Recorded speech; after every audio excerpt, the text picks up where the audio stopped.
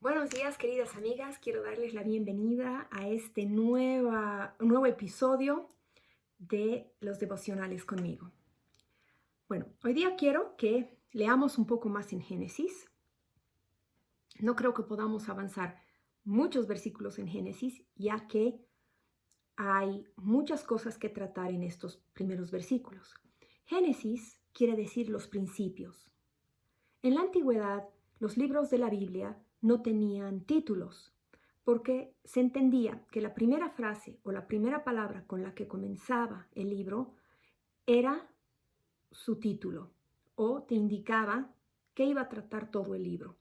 Entonces vemos que Génesis es el libro de los principios. Dice el versículo 1 del capítulo 1 de Génesis: en el principio creó Dios los cielos y la tierra. Entonces Génesis es el libro de los principios. Entonces Génesis va a introducir la mayoría de los conceptos en la Biblia.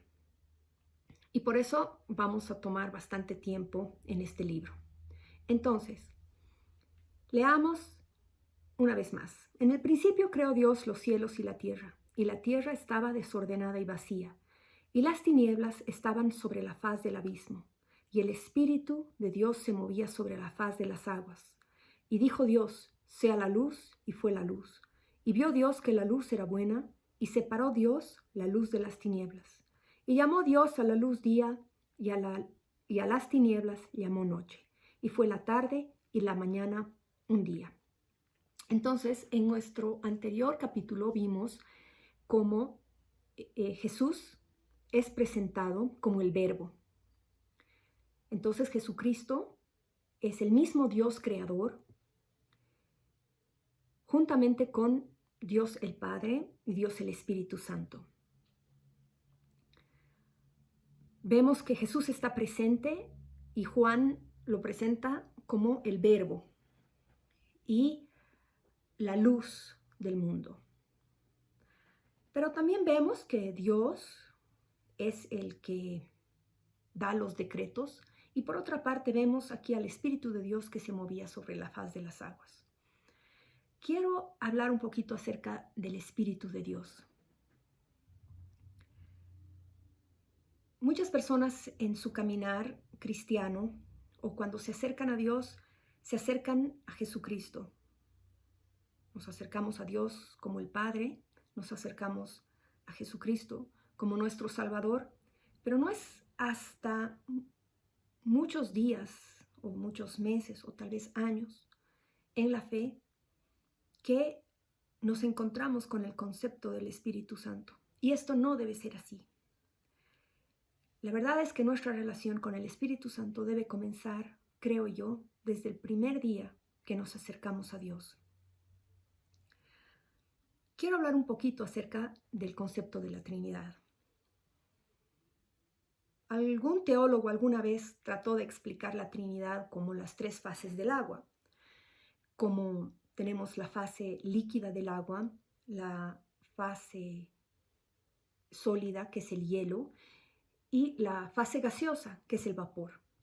Y que los tres son lo mismo, pero tienen un aspecto muy diferente. Si tú te toparas con un pedazo de hielo y no supieras que el agua se puede derretir y además fluir, explicarías que el agua es algo muy frío, es sólido, es firme, no se mueve, y jamás te imaginarías que el agua puede ser líquida. Ahora, si tu primera experiencia con el agua fuera su fase líquida, dirías que es muy estable, fluye, se puede acomodar al envase en el que se encuentra, y jamás te imaginarías que el agua puede ser en su fase, podría estar en su fase gaseosa como un vapor.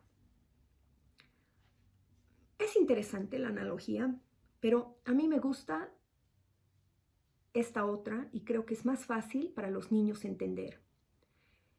Cuando tú hablas con tu madre, por ejemplo, o te acercas a tu madre para recibir un consuelo, seguramente la mirarás a sus ojos. Y luego tu madre te dirá, hija mía, hijo mío, está todo bien. Vamos a curar tu herida, la vamos a limpiar, le vamos a poner una pomada. Inmediatamente tu madre extiende las manos y comienza a aplicar el desinfectante, tal vez un calmante y luego un ungüento. Y finalmente tal vez sellará la herida con una gasa o un parche, ¿verdad? Y entonces un niño no pensaría decir, los ojos de mi madre son mi madre. Y no diría, solo la voz de mi madre es mi madre. O un niño no diría, solo las manos de mi madre son mi madre. El niño sabe que la interacción con la mirada de la madre, la interacción con las manos de la madre y la interacción con la voz de la madre, las tres son la madre y son tan importantes y se complementan. Solo los ojos no le brindarán consuelo, esa mirada de tranquilidad y de paz. No solo la voz reafirmante de la madre le traerá consuelo, sino también las acciones de la mano de la madre le traerán consuelo. Entonces, de la misma manera, Dios se puede manifestar de tres maneras completamente diferentes y nosotros no podemos percibir como si fueran separados. No quiero decir que ninguna de las manifestaciones de Dios vamos a compararlo con las manos, la voz o los ojos. Solo que es más claro entenderlo de esa manera. Cuando nosotros nos acercamos a la madre o cuando nos acercamos a un ser humano, nos estamos acercando a esa parte interior, a esa parte que no es visible, a esa parte que no es solamente la acción del cerebro, no es solamente la actividad mental, también está la empatía, las emociones, los sentimientos de aquel ser humano, la personalidad, el carácter. Pero interactuamos con el ser humano a través de su mirada, de su palabra, a través del lenguaje humano y a través de las acciones del ser humano, ¿verdad?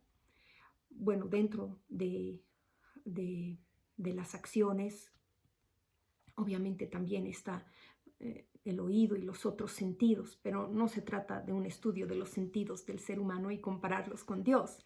Se trata de que entendamos que Dios tiene diferentes ámbitos de interacción con nosotros, pero no por eso estamos alejándonos de la misma esencia de quién es Dios y de sus intenciones.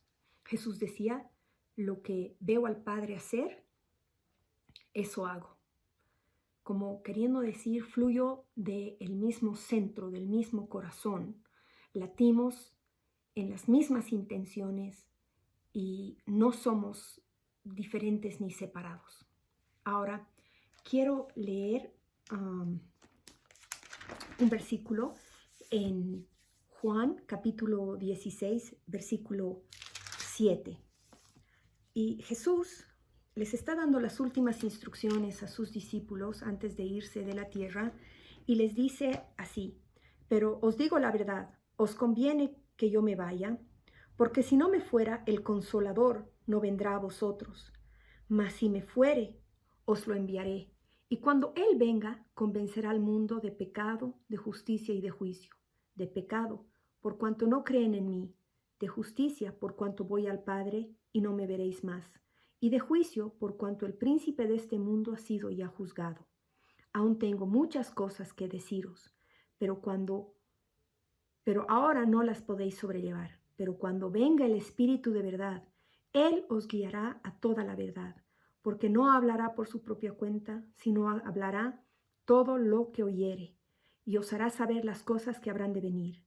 Él me glorificará, porque tomará de lo mío y os lo hará saber. Todo lo que tiene el Padre es mío. Por eso dije que tomará de lo mío y os lo hará saber. Entonces Jesús acá claramente está haciendo un paralelo parecido al que Él hizo con el Padre. Y dice, cuando venga el Espíritu Santo, Él os guiará a toda verdad, porque no hablará de su propia cuenta, sino hablará todo lo que oyere. Entonces está hablando acerca de esta íntima relación del Espíritu con Jesús y con el Padre. Entonces entendemos que los tres son una sola cosa, pero acá vemos que el Espíritu Santo también fue partícipe. Vemos en Génesis que el Espíritu Santo también fue partícipe y participó de la creación. Así que el Espíritu Santo no es como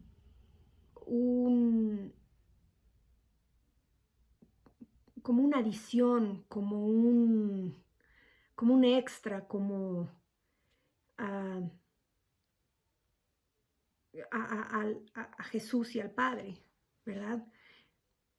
El Espíritu es tan importante y tan presente en este concepto de la Trinidad. Y vemos que dice, pero cuando Él venga, primero Jesús nos dice, os conviene que yo me vaya porque enviaré al Espíritu Santo.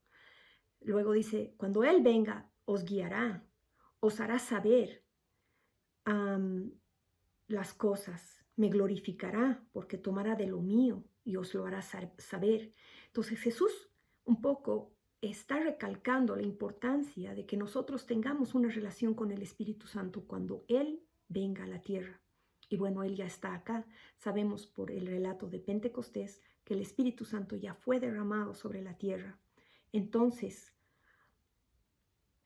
si vamos a hablar de los principios, si vamos a hablar de las cosas esenciales, primero hemos dicho que es importante que reconozcamos a Dios como nuestro creador, que entendamos que este creador se revela a nosotros en tres maneras muy distintivas, que es Dios el Padre, Dios el Verbo, que es Jesucristo, y Dios el Espíritu Santo.